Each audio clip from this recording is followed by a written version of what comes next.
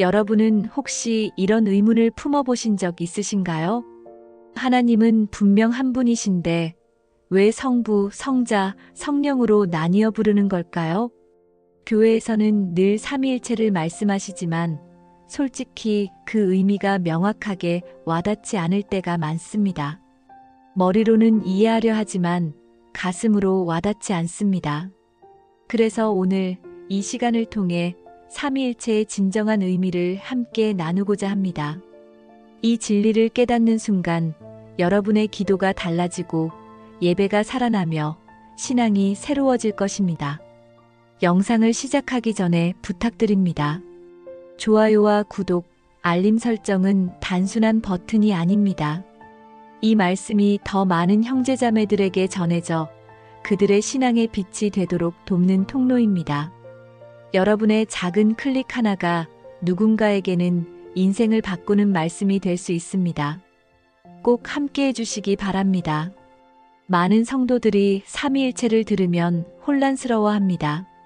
하나님은 한 분이라고 배웠는데 왜 세 분처럼 말씀하시는 거죠? 이 질문은 당연한 것입니다. 그러나 삼위일체는 복잡한 신학 이론이 아닙니다. 이것은 우리의 구원과 기도, 그리고 일상의 모든 순간과 직결된 생명의 진리입니다.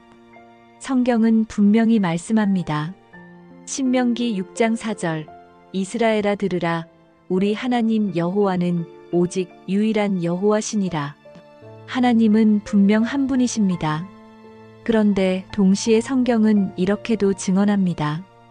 요한복음 1장 1절, 태초에 말씀이 계시니라. 이 말씀이 하나님과 함께 계셨으니 이 말씀은 곧 하나님이시니라. 여기서 말씀은 예수 그리스도를 가리킵니다. 성부 하나님과 성자 예수님이 태초부터 함께 계셨다는 뜻입니다. 그리고 창세기 1장 2절을 보면 하나님의 영은 수면 위에 운행하시니라고 기록되어 있습니다. 창조의 순간부터 성령께서 함께 일하셨다는 것입니다. 즉, 성부, 성자, 성령은 태초부터 한 본질 안에서 함께 계셨고 함께 일하셨습니다. 그렇다면 왜 하나님은 새 위격으로 우리에게 나타나셨을까요? 그것은 우리와의 관계를 위해서입니다. 성부 하나님은 우리를 창조하시고 계획하시는 분이십니다. 성자 예수님은 우리를 구원하시기 위해 이 땅에 오신 분이십니다. 성령 하나님은 우리 안에 거하시며 날마다 동행하시는 분이십니다. 만약 하나님이 단지 한 가지 모습으로만 나타나셨다면 우리는 하나님을 온전히 경험할 수 없었을 것입니다. 멀리 계신 창조주만 알았을 것이고 가까이 오신 구원자를 몰랐을 것이며 매 순간 함께 하시는 위로자를 느끼지 못했을 것입니다. 기도의 자리를 생각해 보십시오. 우리는 예수님의 이름으로 기도합니다라고 고백합니다. 이 짧은 한 문장 안에 삼위일체의 신비가 담겨 있습니다. 성부 하나님께 기도를 올려드리지만 성자 예수님의 십자가 보혈이 길을 열어주셨기에 우리는 담대히 나아갈 수 있습니다. 그리고 성령께서 우리의 기도를 도우십니다. 로마서 8장 26절은 이렇게 말씀합니다. 이와 같이 성령도 우리의 연약함을 도우시나니 우리는 마땅히 기도할 바를 알지 못하나 오직 성령이 말할 수 없는 탄식으로 우리를 위하여 친히 간구하시느니라. 기도는 결코 내가 혼자 하는 행위가 아닙니다. 삼위일체 하나님이 함께 역사하시는 은혜의 사건입니다. 예배도 마찬가지입니다. 예배는 성부 하나님께 드려집니다. 그러나 성자 예수님이 중보자가 되시지 않으면 예배의 문은 열리지 않습니다. 그리고 그 예배를 살아있는 만남의 자리로 바꾸시는 분이 성령님이십니다. 찬송을 부를 때 가슴이 뜨거워지는 이유, 말씀을 들을 때 눈물이 흐르는 이유가 바로 성령의 임재 때문입니다. 예배가 단순한 종교의식이 아니라 생명력 있는 만남이 되는 이유, 그것이 삼위일체의 역사입니다. 구원 역시 그렇습니다. 요한복음 3장 16절, 하나님이 세상을 이처럼 사랑하사 독생자를 주셨으니 이는 그를 믿는 자마다 멸망하지 않고 영생을 얻게 하려 하심이라. 성부 하나님께서 구원의 계획을 세우셨습니다. 성자 예수님은 십자가에서 죽으시고 부활하심으로 그 구원을 완성하셨습니다. 성령님은 그 구원을 우리 삶에 실제로 적용하십니다. 우리에게 믿음을 주시고 거듭나게 하시며 끝까지 믿음을 붙들게 하십니다. 결국 구원은 삼위일체 하나님의 완벽한 사랑의 작품입니다. 그런데 우리는 종종 이 균형을 잃어버립니다. 성부 하나님만 두려워하며 멀리 계신 분으로 생각하거나 예수님을 과거의 인물로만 여기거나 성령님을 막연한 감정으로만 이해할 때가 있습니다. 이런 불균형한 신앙은 연약하고 무너지기 쉽습니다. 삼위일체의 진리를 온전히 붙잡을 때 우리의 신앙은 비로소 완전해집니다. 사랑하는 성도 여러분, 혹시 지금 신앙이 메마르게 느껴지십니까? 예배가 형식처럼 느껴지고 기도가 힘겹게만 느껴지십니까? 그렇다면 삼위일체 하나님을 새롭게 붙드셔야 합니다. 성부의 계획, 성자의 은혜, 성령의 능력을 동시에 경험할 때 우리의 신앙은 다시 살아납니다. 무너진 마음이 회복되고 기도가 살아나며 예배가 뜨거워지고 구원의 감격이 다시 넘쳐나게 됩니다.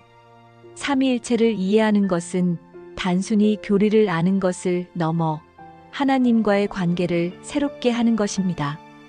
기도와 예배, 그리고 구원의 모든 과정 안에는 성부, 성자, 성령께서 함께 일하시는 흐름이 분명히 드러납니다. 그런데 이 진리를 실제 삶에 적용하지 못하면 여전히 신앙은 막연하고 추상적인 지식에 머물 뿐입니다. 그렇다면 우리는 어떻게 삼위일체 하나님을 인격적으로 경험하며 살아갈 수 있을까요? 무엇보다 중요한 것은 기도의 자리에서 삼위일체의 사역을 의식하는 것입니다. 우리는 보통 기도를 내가 하나님께 드리는 말 정도로만 생각합니다. 그러나 성경을 보면 기도의 주체가 단지 우리 자신이 아님을 알게 됩니다. 성부 하나님께 올려지는 기도를 성자 예수님이 중보하시며 성령께서 도우십니다. 이 진리를 마음에 새길 때 기도는 단순한 습관이 아니라 삼위일체 하나님과의 교제가 됩니다. 기도하는 동안 내가 홀로 무릎 꿇어 있는 것이 아니라 보좌에 앉으신 아버지께 나아가고 아들의 이름으로 그 문이 열리며 성령께서 친히 기도의 불을 붙여주시는 것을 경험하게 됩니다. 그때 우리의 기도는 살아나고 하나님의 임재가 실제가 됩니다. 예배도 마찬가지입니다. 성부께 드리는 예배는 성자의 피로 열리고 성령의 임재로 완성됩니다. 그래서 예배가 단순히 음악이나 설교 형식적인 순서가 아니라 영과 진리로 드려질 때 우리 영혼은 참된 자유를 누리게 됩니다. 여러분은 예배 시간에 말씀을 들으며 눈물이 흐른 적이 있으신가요? 그것은 단순히 감정이 북받쳐서가 아닙니다. 성령께서 말씀이신 예수 그리스도를 통해 아버지의 사랑을 새롭게 깨닫게 하셨기 때문입니다. 예배의 순간이 삼위일체의 역사라는 사실을 알면 예배는 더 이상 지루한 의무가 아니라 영원한 만남의 자리로 바뀝니다. 삼위일체의 신비는 우리의 구원에 있어서도 너무도 분명하게 나타납니다. 성부 하나님께서 구원의 계획을 세우셨습니다. 성자 예수님은 그 계획을 순종으로 완성하셨습니다. 그리고 성령 하나님은 오늘도 그 구원의 은혜를 우리의 삶에 실제로 적용시키십니다. 만약 이 흐름을 놓치면 구원은 추상적인 개념에 머물러 버립니다. 하지만 삼위일체의 사역을 알면 구원은 단순히 과거의 사건이 아니라 현재 진행형의 은혜가 됩니다. 지금 이 순간에도 성령께서 우리를 붙들어 주시며 끝까지 믿음을 지켜주시기 때문입니다. 우리는 왜 이 진리를 놓치고 살까요? 가장 큰 이유는 하나님을 나의 필요를 채우는 분으로만 제한하기 때문입니다. 성부 하나님의 계획은 무시한 채 나에게 복만 주세요라고 기도할 때가 많습니다. 성자 예수님의 십자가는 머리로만 알면서도 실제 삶에서는 그 은혜를 붙들지 않고 나의 의로움으로 서려 할 때가 많습니다. 성령님의 인도하심은 구하지 않고 내 생각과 판단만으로 결정할 때가 많습니다. 이런 불균형은 우리의 신앙을 약하게 만듭니다. 한 성도가 있었습니다. 그는 오랜 시간 신앙생활을 했지만 늘 공허함을 느꼈습니다. 기도해도 응답이 없는 것 같고 예배를 드려도 감동이 없었습니다. 그러던 어느 날 그는 목사님께 이렇게 물었습니다. 목사님, 저는 하나님을 믿는데 왜 제 신앙은 늘 이렇게 무기력할까요? 목사님은 조용히 그에게 물으셨습니다. 자매님, 기도할 때 누구에게 기도하십니까? 당연히 하나님께요. 그런데 예수님의 이름으로 기도하신다는 것이 무슨 의미인지 아십니까? 글쎄요. 그냥 끝에 붙이는 말 아닌가요? 목사님은 고개를 끄덕이며 말씀하셨습니다. 바로 거기에 문제가 있습니다. 삼위일체를 모르면 기도는 형식이 되고 예배는 의무가 되며 신앙은 무거운 짐이 됩니다. 그날부터 그 성도는 달라졌습니다. 기도할 때마다 성부께서 들으시고 성자께서 중보하시며 성령께서 도우신다는 것을 의식하며 기도했습니다. 그러자 기도가 살아났고 응답이 보이기 시작했습니다. 예배 시간에도 삼위일체를 묵상하며 드렸더니 예배가 더 이상 형식이 아니라 하나님을 만나는 자리가 되었습니다. 사랑하는 성도 여러분, 삼위일체는 머리로만 아는 지식이 아닙니다. 그것은 우리의 기도를, 예배를, 삶을 완전히 바꾸는 능력입니다. 오늘 이 시간 이렇게 기도하시길 바랍니다. 주님, 삼위일체의 신비를 제 머리가 아니라 제 삶으로 알게 하옵소서. 성부의 사랑을 경외하게 하시고 성자의 은혜를 날마다 붙들게 하시며 성령의 인도하심 속에 동행하게 하옵소서. 그 고백이 여러분의 삶을 바꾸게 될 줄 믿습니다. 삼위일체는 교회 안에서만 경험하는 진리가 아닙니다. 우리의 일상, 가정, 직장, 모든 관계 속에서도 삼위일체 하나님은 함께 일하고 계십니다. 문제는 우리가 그것을 의식하지 못하고 산다는 것입니다. 아침에 눈을 뜨는 순간부터 밤에 잠들 때까지 삼위일체 하나님은 우리와 함께 하십니다. 성부 하나님은 오늘 하루를 계획하셨습니다. 우리가 만날 사람들, 겪을 상황들, 그 모든 것을 아버지께서는 이미 아시고 준비해 두셨습니다. 그래서 우리는 오늘이라는 하루를 두려워할 필요가 없습니다. 아버지의 손길이 이미 우리보다 앞서 가셨기 때문입니다. 성자 예수님은 오늘도 우리의 중보자로 계십니다. 우리가 실수하고 넘어질 때 예수님의 보혈이 우리를 덮어주십니다.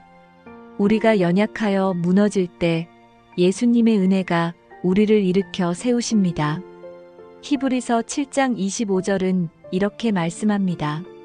그러므로 자기를 힘입어 하나님께 나아가는 자들을 온전히 구원하실 수 있으니 이는 그가 항상 살아계셔서 그들을 위하여 간구하심이라. 예수님은 지금도 우리를 위해 기도하고 계십니다. 성령 하나님은 우리 안에 거하시며 매 순간 인도하십니다. 어떤 결정을 내려야 할 때, 어떤 말을 해야 할 때 성령께서 속삭이십니다. 요한복음 14장 26절 보혜사 곧 아버지께서 내 이름으로 보내실 성령 그가 너희에게 모든 것을 가르치고 내가 너희에게 말한 모든 것을 생각나게 하리라. 성령님은 우리의 선생님이시며 위로자이시며 동행자이십니다. 한 형제가 있었습니다. 그는 직장에서 큰 어려움을 겪고 있었습니다. 상사와의 갈등, 동료들과의 불화, 그리고 끊임없는 압박감 속에서 그는 지쳐갔습니다. 어느 날 아침 출근하기가 너무 두렵고 힘들었습니다. 그는 침대에 앉아 기도했습니다. 하나님, 오늘 하루가 너무 두렵습니다. 저를 도와주세요. 그때 성령께서 그의 마음에 평안을 주셨습니다. 그리고 이런 깨달음이 왔습니다. 아버지께서 오늘을 이미 계획하셨다. 예수님께서 나와 함께 가신다. 성령께서 나를 인도하신다. 그는 일어나 출근했습니다. 그날 이상하게도 상사가 먼저 사과를 해왔고 동료들과의 관계도 풀렸습니다. 그 형제는 깨달았습니다. 아, 삼위일체 하나님이 나의 일상 속에서도 함께 일하고 계시구나. 가정에서도 마찬가지입니다.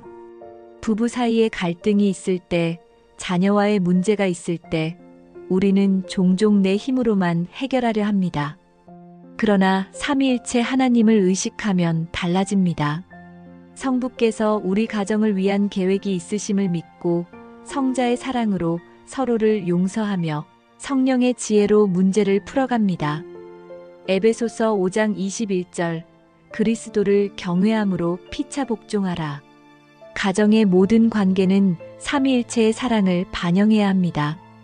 성부께서 성자를 사랑하시고 성자께서 성부께 순종하시며 성령께서 그 사랑을 증언하시듯이 우리도 서로 사랑하고 순종하며 하나 되어야 합니다. 또한 우리의 물질도 삼위일체와 연결되어 있습니다. 우리가 가진 모든 것은 성부께서 주신 것입니다. 시편 24편 1절 땅과 거기에 충만한 것과 세계와 그 가운데 사는 자들은 다 여호와의 것이로다. 성자 예수님은 우리를 위해 가난하게 되셨습니다. 고린도후서 8장 9절 우리 주 예수 그리스도의 은혜를 너희가 알거니와 부유하신 이로써 너희를 위하여 가난하게 되심은 그의 가난함으로 말미암아 너희를 부유하게 하려 하심이라. 성령께서는 우리에게 물질을 관리하는 지혜를 주십니다.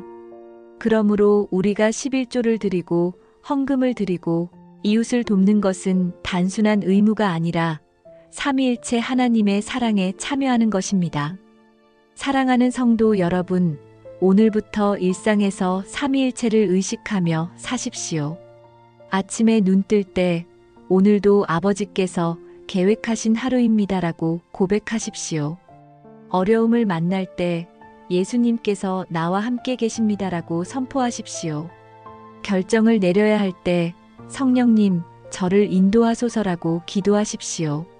그러면 여러분의 일상이 예배가 되고 삶이 기도가 되며 모든 순간이 하나님과의 동행이 될 것입니다.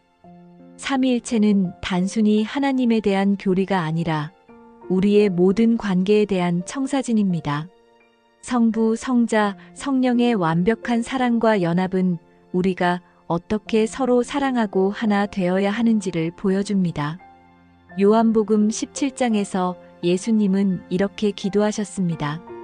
아버지여, 아버지께서 내 안에, 내가 아버지 안에 있는 것 같이 그들도 다 하나가 되어 우리 안에 있게 하사 세상으로 아버지께서 나를 보내신 것을 믿게 하옵소서.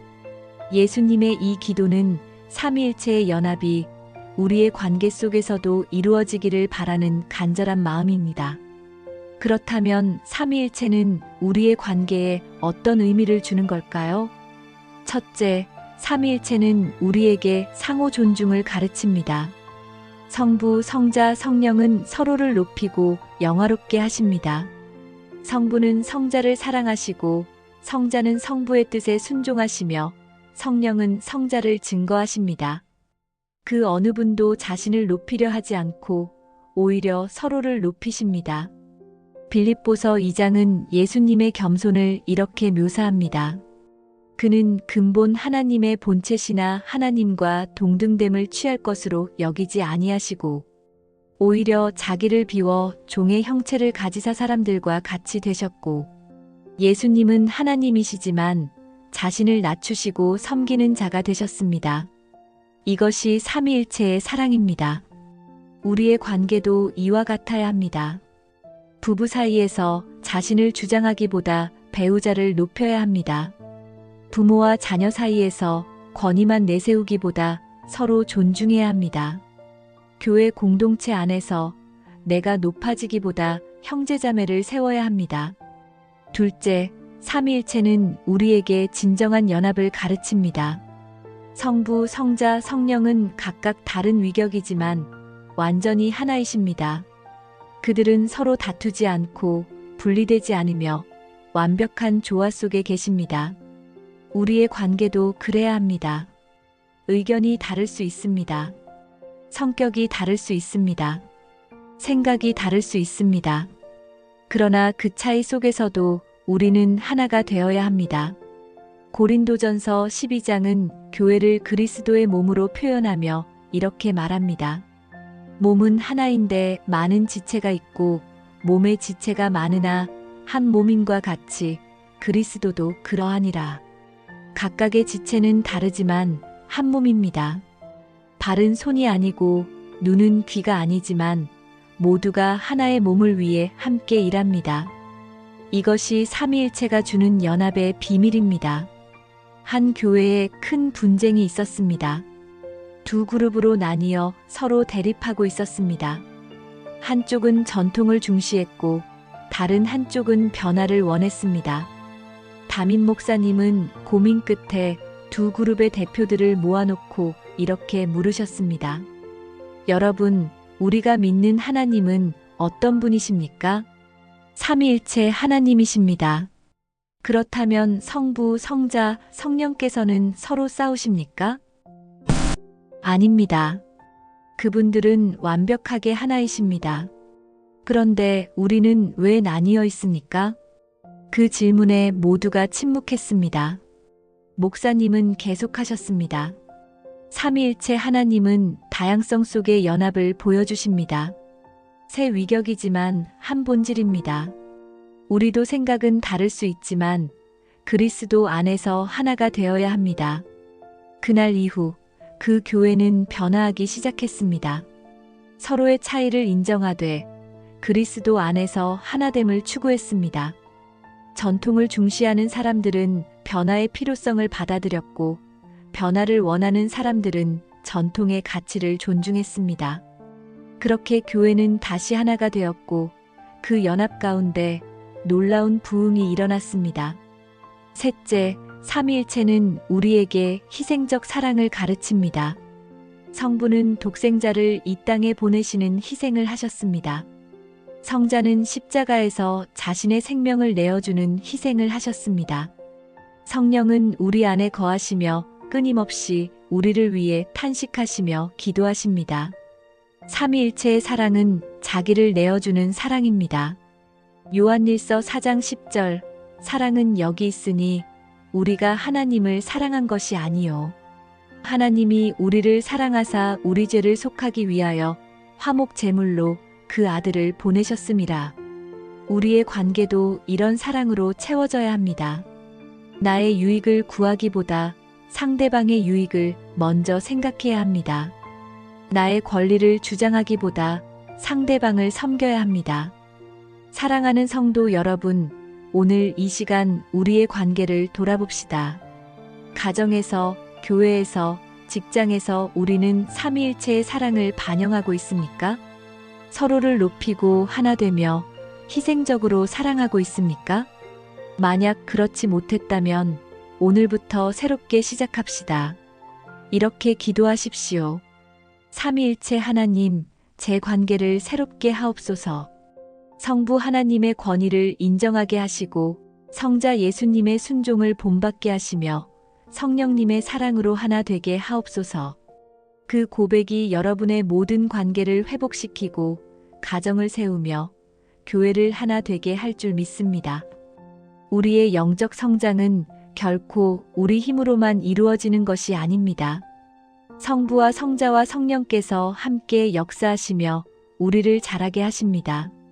많은 성도들이 신앙생활을 자신의 노력으로만 평가합니다.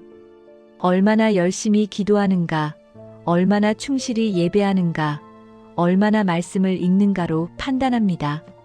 물론 우리의 헌신과 순종은 중요합니다. 그러나 그것보다 더 중요한 것은 삼위일체 하나님께서 우리의 성장에 이미 깊이 관여하고 계시다는 사실입니다. 성부 하나님은 우리의 성장을 계획하십니다. 마치 부모가 자녀를 향해 가장 좋은 길을 미리 준비하듯 하나님 아버지께서는 우리의 영적 여정을 위해 필요한 길을 미리 준비해 두셨습니다. 때로는 우리가 이해할 수 없는 고난의 길로 이끄실 때도 있습니다. 그러나 그것은 우리를 넘어뜨리기 위함이 아니라 성숙으로 이끄시기 위함입니다. 로마서 8장 28절 우리가 알거니와 하나님을 사랑하는 자, 곧 그의 뜻대로 부르심을 입은 자들에게는 모든 것이 합력하여 선을 이루느니라. 힘겨운 순간에도 성부 하나님의 계획은 결코 실패하지 않습니다. 성자 예수님은 우리의 성장을 위해 모범을 보이셨습니다. 그분은 완전한 하나님의 아들이셨지만 동시에 완전한 인간으로서 이 땅에서 순종의 삶을 사셨습니다. 히브리서 5장 8절 그가 아들이시면서도 받으신 고난으로 순종함을 배워서 예수님께서도 고난을 통해 순종을 배우셨다는 이 말씀은 우리에게 깊은 교훈을 줍니다. 우리의 영적 성장은 편안하고 안전한 길에서만 이루어지지 않습니다. 때로는 눈물과 고난 속에서 비로소 순종을 배우고 성숙해지는 것입니다. 예수님께서 먼저 그 길을 걸으셨기에 우리도 담대히 그 길을 따라갈 수 있습니다. 성령 하나님은 우리의 성장을 실제로 이루어 가시는 분이십니다. 말씀을 읽을 때 성령께서 조명을 주셔서 단순한 글자가 아니라 살아있는 말씀으로 다가오게 하십니다. 우리가 기도할 때 성령께서 기도에 불을 붙이시고 우리가 지쳐있을 때 말할 수 없는 탄식으로 우리를 위하여 친히 간구하십니다. 또한 성령께서는 우리 안에서 열매를 맺게 하십니다. 갈라디아서 5장 22절 23절 오직 성령의 열매는 사랑과 희락과 화평과 오래 참음과 자비와 양선과 충성과 온유와 절제니 이 열매들은 인간의 노력으로 맺을 수 있는 것이 아닙니다. 그것은 전적으로 성령께서 우리 안에서 역사하실 때 가능한 열매입니다. 삼위일체 하나님의 사역은 우리의 성장을 온전히 감싸고 있습니다. 성부의 계획, 성자의 모범, 성령의 역사 속에서 우리는 날마다 자라가며 그리스도의 장성한 분량에 이르게 됩니다. 한 자매가 있었습니다. 그녀는 오랜 시간 신앙생활을 했지만 자신이 전혀 성장하지 못하고 있다고 느꼈습니다. 10년 전이나 지금이나 똑같은 죄에 넘어지고 똑같은 연약함에 무너지는 자신이 너무 한심했습니다. 그녀는 절망 속에서 이렇게 기도했습니다. 하나님, 저는 왜 변하지 않습니까? 저는 왜 이렇게 형편없습니까?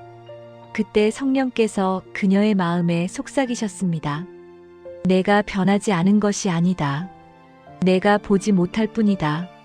10년 전에 너와 지금의 너는 다르다. 그녀는 차분히 돌아보기 시작했습니다.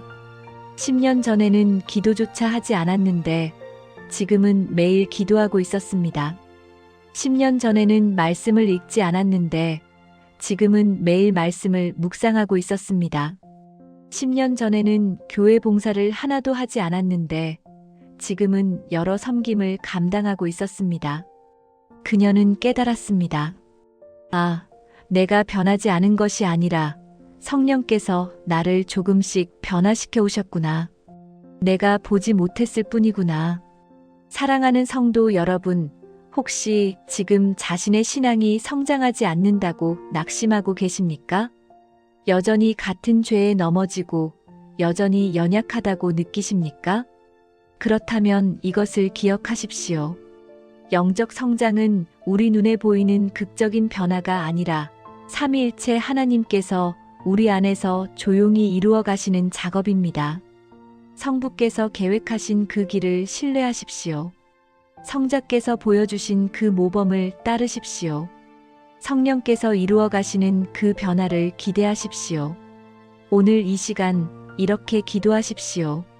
성부 하나님, 제 삶의 계획을 주님의 손에 맡깁니다. 성자 예수님, 고난 속에서도 순종하신 주님을 따르게 하옵소서. 성령님, 제 안에서 열매를 맺으시고 제 기도를 도와주소서. 이 고백이야말로 영적 성장의 출발점입니다. 삼위일체 하나님을 붙들고 살아가는 사람은 반드시 변하게 됩니다. 삼위일체를 묵상하다 보면 신앙의 중요한 열쇠 하나를 발견하게 됩니다. 그것은 하나님의 임재를 경험하는 길이 바로 삼위일체의 사역 속에서 열려 있다는 사실입니다. 많은 사람들이 하나님의 임재를 구하면서도 실제로 경험하지 못하는 이유는 임재를 감정이나 특별한 현상으로만 찾기 때문입니다. 그러나 임재는 특정한 느낌이 아니라 삼위일체 하나님께서 우리 삶에 실제로 함께 하신다는 깨달음과 체험입니다. 성부 하나님은 임재의 근원이십니다. 하나님 아버지는 천지를 창조하시고 오늘도 우주를 붙들고 계십니다. 우리는 종종 하나님을 멀리 계신 분으로 생각하지만 성경은 그분이 결코 멀리 계시지 않다고 증언합니다. 사도행전 17장 27절 28절 이는 사람으로 혹 하나님을 더듬어 찾아 발견하게 하려 하심이로되 그는 우리 각 사람에게서 멀리 계시지 아니하도다 우리가 그를 힘입어 살며 기동하며 존재하느니라. 우리가 숨쉬고 살아가는 매 순간이 성부의 임재 안에 있다는 것입니다. 문제는 우리가 그 임재를 의식하지 못한다는 것입니다. 성자 예수님은 임재의 길을 여신 분이십니다. 구약시대에는 성전의 지성소 휘장이 하나님 임재의 상징이었습니다. 누구도 함부로 들어갈 수 없었고 대제사장조차 1년에 한 번 피를 가지고 들어가야만 했습니다. 그러나 예수님께서 십자가에 달리셨을 때 성전 휘장이 위에서 아래로 찢어졌습니다.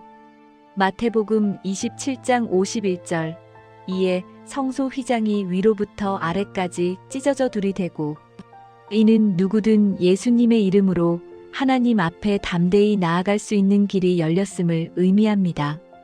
그러므로 예수님의 구속 없이는 임재를 경험할 수 없습니다. 우리가 예배와 기도 속에서 하나님을 만날 수 있는 이유는 오직 성자의 피로 인해 길이 열렸기 때문입니다. 성령 하나님은 임재를 실제로 경험하게 하시는 분이십니다. 오순절에 성령이 강림하셨을 때 제자들은 불의 혀 같은 것이 임하고 방언을 말하며 하나님의 큰 일을 증거했습니다. 그러나 그것은 단지 역사적 사건으로 끝나지 않았습니다. 오늘도 성령께서 우리 가운데 임재하셔서 말씀을 깨닫게 하시고 찬양 가운데 눈물이 흐르게 하시며 기도할 때 마음의 평안을 주십니다. 성령께서 역사하실 때 우리는 하나님이 지금 여기에 계신다는 것을 분명히 알게 됩니다. 한 집사님이 있었습니다. 그는 오랜 시간 신앙생활을 했지만 하나님의 임재를 한 번도 경험한 적이 없었습니다. 다른 사람들은 예배 시간에 눈물을 흘리고 은혜를 받았다고 간증하는데 자신은 아무 느낌도 없었습니다. 그래서 그는 자신에게 문제가 있다고 생각했습니다.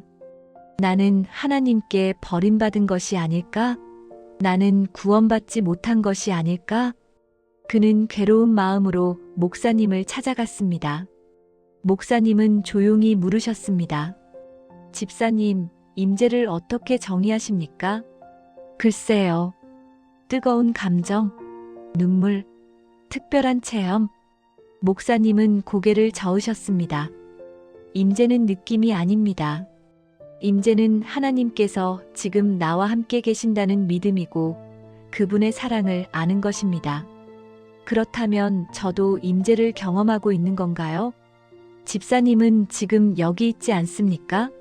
살아 숨쉬고 있지 않습니까? 그것이 성부의 임재입니다. 집사님은 예수님을 믿지 않습니까?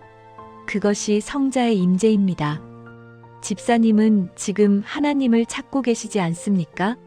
그 갈망이 성령의 임재입니다. 그날 그 집사님은 깨달았습니다. 임재는 새롭게 오는 것이 아니라 이미 함께 하시는 하나님을 발견하는 것이라는 사실을. 사랑하는 성도 여러분, 혹시 하나님의 임재를 경험하지 못한다고 낙심하고 계십니까? 특별한 느낌이 없어서, 극적인 체험이 없어서, 하나님이 멀리 계신 것처럼 느껴지십니까? 그렇다면 삼위일체를 바라보십시오.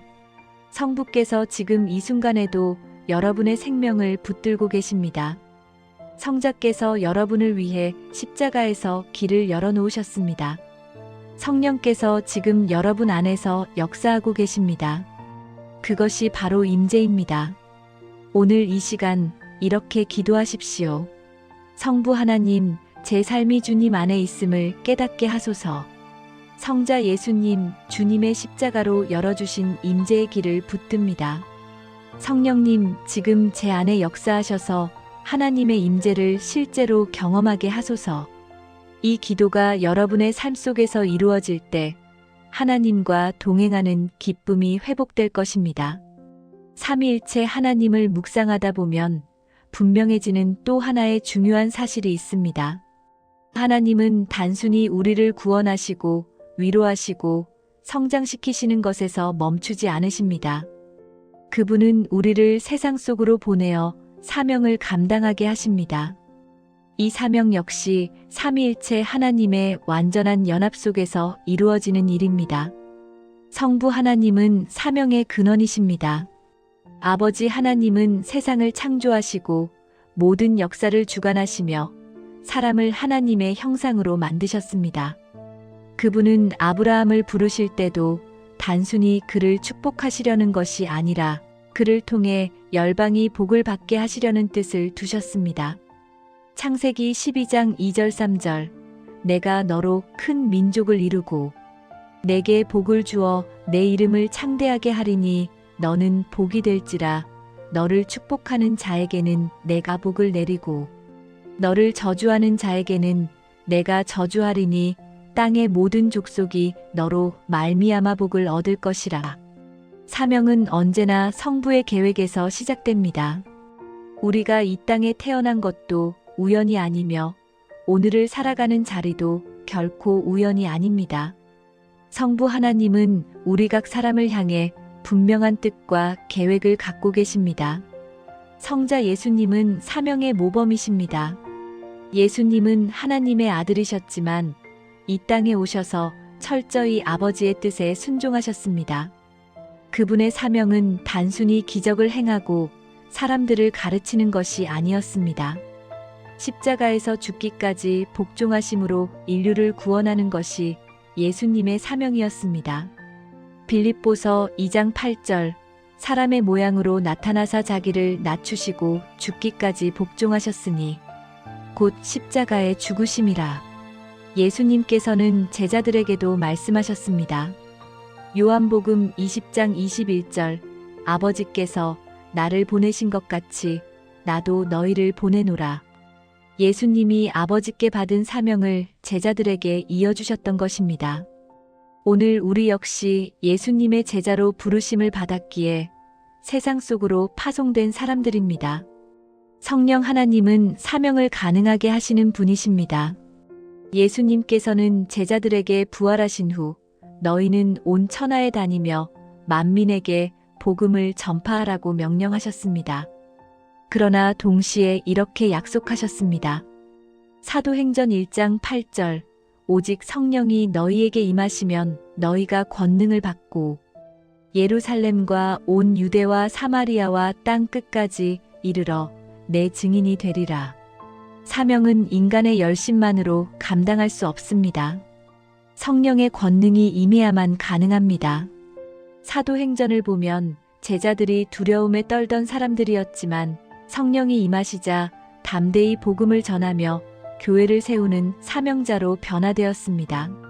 한 청년이 있었습니다. 그는 신학을 공부하고 목회자가 되고 싶었습니다. 그러나 자신의 부족함이 너무 크게 느껴졌습니다. 내가 무슨 자격으로 하나님의 말씀을 전하겠는가? 나는 너무 연약하고 부족한데. 그는 고민 끝에 기도하기 시작했습니다. 하나님, 제가 목회자가 되는 것이 주님의 뜻입니까? 기도하던 중 성령께서 그의 마음에 평안을 주시며 말씀하셨습니다. 내가 할 수 있어서 부르는 것이 아니라 내가 함께할 것이기에 부르는 것이다. 그는 깨달았습니다. 사명은 내 능력으로 감당하는 것이 아니라 삼위일체 하나님의 능력으로 감당하는 것이라는 사실을 성부께서 계획하셨고 성자께서 길을 열어놓으셨으며 성령께서 능력을 주실 것이라는 확신이 생겼습니다. 그 후 그는 담대히 신학교에 진학했고 지금은 많은 영혼들을 섬기는 목회자가 되었습니다. 사랑하는 성도 여러분, 혹시 지금 하나님께서 맡기신 사명을 버겁게 여기고 계시지는 않습니까? 나 혼자라는 두려움 속에서 주저하고 계시지는 않습니까? 그렇다면 삼위일체 하나님을 바라보십시오. 성부께서 이미 계획하셨음을 믿으십시오. 성자께서 이미 길을 열어놓으셨음을 붙드십시오. 성령께서 지금도 권능을 주심을 의지하십시오. 그러면 사명은 더 이상 두려움이 아니라 하나님과 함께 걷는 영광의 길이 됩니다. 오늘 이 시간 이렇게 기도하시길 바랍니다. 성부 하나님, 제 삶의 사명을 깨닫게 하소서. 성자 예수님, 주님처럼 순종하며 십자가의 길을 따르게 하소서. 성령님, 권능을 주셔서 제 사명을 끝까지 감당하게 하소서. 이 기도가 우리의 입술에서 흘러나올 때 삼위일체 하나님께서 반드시 응답하시며 우리를 사용하실 줄 믿습니다. 삼위일체 하나님을 묵상하면서 우리가 꼭 기억해야 할 또 하나의 중요한 주제는 고난입니다. 신앙의 길을 걷다 보면 누구나 피할 수 없는 것이 바로 고난입니다. 그런데 많은 성도들은 고난을 만날 때마다 하나님이 멀리 계신 것처럼 느끼고 혹은 하나님께 버림받은 것처럼 오해하곤 합니다. 그러나 삼위일체 하나님의 진리를 깊이 깨달으면 고난조차도 하나님 안에서 새로운 의미를 지닌다는 사실을 알게 됩니다. 성부 하나님은 고난조차도 계획 안에서 사용하십니다. 우리는 고난을 이해할 수 없을 때가 많습니다. 왜 병이 찾아오는지, 왜 관계가 무너지는지, 왜 삶이 꼬이고 힘든지 도무지 알 수 없습니다. 그러나 아버지 하나님은 모든 일을 합력하여 선을 이루시는 분이십니다. 로마서 8장 28절, 우리가 알거니와 하나님을 사랑하는 자, 곧 그의 뜻대로 부르심을 입은 자들에게는 모든 것이 합력하여 선을 이루느니라.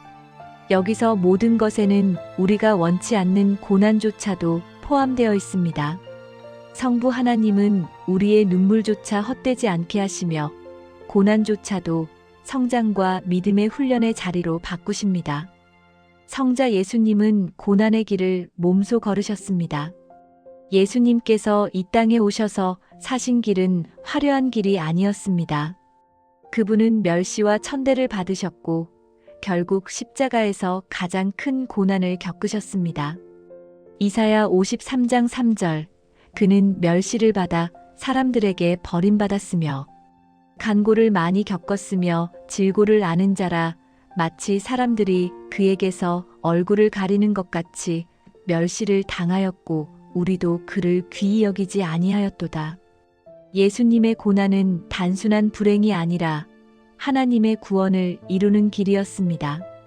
그러므로 우리가 겪는 고난도 예수님의 십자가와 연결될 때 새로운 의미를 갖습니다. 그것은 단순히 견뎌야 하는 짐이 아니라 하나님의 뜻을 이루는 과정이 됩니다. 성령 하나님은 고난 속에서 우리를 위로하시고 항상 우리와 함께 하십니다. 기도조차 나오지 않을 때가 있습니다. 너무 힘들어서 말도 할 수 없을 때가 있습니다. 그러나 로마서 8장 26절은 말씀합니다. 이와 같이 성령도 우리의 연약함을 도우시나니 우리는 마땅히 기도할 바를 알지 못하나 오직 성령이 말할 수 없는 탄식으로 우리를 위하여 친히 간구하시느니라. 우리가 눈물로 기도할 힘조차 잃어버렸을 때 성령님은 우리 대신 기도하시며 우리의 연약함을 아시고 도우십니다. 또한 성령님은 고난 속에서도 하나님의 사랑이 끊어지지 않았음을 확신하게 하십니다. 그분은 우리의 위로자, 보혜사이십니다. 한 자매가 있었습니다. 그녀는 갑작스러운 사고로 남편을 잃었습니다. 하늘이 무너지는 것 같았고 하나님께 원망이 쏟아졌습니다. 하나님, 왜 제 남편을 데려가셨습니까? 저는 이제 어떻게 살아가야 합니까? 그녀는 교회에도 나가지 않고 기도도 하지 않았습니다. 하나님을 원망하며 지냈습니다. 그러던 어느 날 한 집사님이 그녀를 찾아왔습니다. 자매님, 하나님을 원망하는 것도 괜찮습니다. 그러나 하나님은 여전히 자매님을 사랑하고 계십니다. 사랑이요? 이게 사랑인가요? 제 남편을 빼앗아 가시고. 집사님은 조용히 말씀했습니다. 성부 하나님께서는 이 고난조차도 선으로 바꾸실 계획을 갖고 계십니다. 성자 예수님께서는 자매님의 고통을 이해하십니다. 그분도 십자가에서 고난을 겪으셨으니까요. 성령님께서는 지금도 자매님 곁에서 위로하고 계십니다. 그 말을 들은 순간 그녀의 마음에 평안이 찾아왔습니다. 그리고 깨달았습니다. 아, 내가 혼자가 아니구나. 삼위일체 하나님께서 나와 함께 이 고난을 걸어가고 계시구나. 그날부터 그녀는 다시 교회에 나가기 시작했고 기도하기 시작했습니다. 고난은 여전히 힘들었지만 더 이상 혼자가 아니었습니다. 성부의 계획을 신뢰하고 성자의 사랑을 붙들며 성령의 위로를 받으며 하루하루를 살아갔습니다. 그리고 몇 년이 지난 후 그녀는 같은 아픔을 겪는 사람들을 위로하는 사역자가 되었습니다. 사랑하는 성도 여러분, 혹시 지금 고난의 한가운데에 계십니까? 하나님이 멀리 계신 것처럼 느껴지십니까? 그렇다면 삼위일체 하나님을 붙드십시오. 아버지의 계획은 변하지 않고 아들의 은혜는 여전히 충분하며 성령의 위로는 결코 끊어지지 않습니다. 이 진리를 붙드는 순간 고난은 여러분을 삼키지 못할 것입니다. 오히려 고난 속에서 하나님을 더 깊이 만나는 은혜의 자리가 될 것입니다. 삼위일체 하나님을 묵상하며 걸어온 여정을 돌아보면 우리의 신앙이 단순한 교리가 아니라 살아있는 진리 위에 서 있음을 확인하게 됩니다. 처음 우리는 삼위일체가 단순한 개념이 아니라 기도, 예배, 구원에 깊이 뿌리내려 있는 신비임을 나누었습니다. 이어서 그 흐름이 우리의 신앙을 실제로 바꾸는 원리임을 살펴보았습니다. 일상과 관계 속에서 삼위일체가 어떻게 역사하는지 묵상했고 삼위일체의 연합이 우리의 관계의 모델이 됨을 나누었습니다. 영적 성장, 하나님의 임재, 삶의 사명, 그리고 고난의 의미 속에서 삼위일체를 만났습니다. 결국 삼위일체 신앙은 우리의 삶 전체를 아우르는 은혜의 진리입니다. 성부 하나님은 창조부터 지금까지 역사를 주관하시며 우리를 향한 선한 뜻을 이루어 가십니다.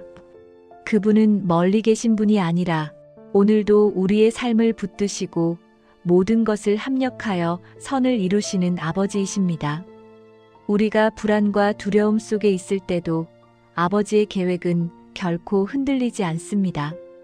성자 예수님은 아버지의 뜻에 철저히 순종하셔서 십자가의 길을 걸으셨습니다. 그분은 우리의 죄를 대신 지시고 죽으셨을 뿐 아니라 부활하심으로 영원한 생명을 열어주셨습니다. 예수님은 단순한 과거의 인물이 아니라 오늘도 우리와 동행하시며 우리의 중보자가 되십니다. 예수님의 이름으로 드리는 기도는 결코 헛되지 않으며 예수님의 피로 열려진 은혜의 길은 결코 닫히지 않습니다. 성령 하나님은 오늘 우리의 삶 속에서 그 구원의 은혜를 실제로 적용하십니다. 성령께서 말씀을 조명하시고 기도에 불을 붙이시며 우리의 연약함을 도우십니다. 삼위일체 하나님은 한 분이시지만 성부와 성자와 성령으로 역사하시며 우리의 기도와 예배와 구원과 삶 전부를 붙드십니다. 이 진리를 깨닫는 순간 신앙은 이해가 아니라 실제가 되고 삶은 은혜와 능력으로 새로워집니다. 사랑하는 성도 여러분, 오늘 이 시간을 마치며 마지막으로 이렇게 기도하시길 바랍니다. 삼위일체 하나님, 오늘 제가 깨달은 이 진리를 제 삶에서 날마다 경험하게 하옵소서. 성부의 계획을 신뢰하게 하시고 성자의 은혜를 날마다 붙들게 하시며 성령의 인도하심 속에 동행하게 하옵소서. 제 기도가 살아나고 제 예배가 뜨거워지며 제 신앙이 성숙해지게 하옵소서. 삼위일체 하나님의 영광이 제 삶을 통해 드러나게 하옵소서. 이 고백이 여러분의 삶 속에서 이루어질 때 여러분은 진정한 삼위일체 신앙으로 살아가는 그리스도인이 될 것입니다. 만약 이 말씀이 은혜가 되었다면 아래 댓글란에 아멘이라고 남겨주시기 바랍니다. 여러분의 고백이 또 다른 누군가에게 힘이 될 것입니다. 하나님의 임재가 늘 여러분의 삶에 충만하기를 축복합니다.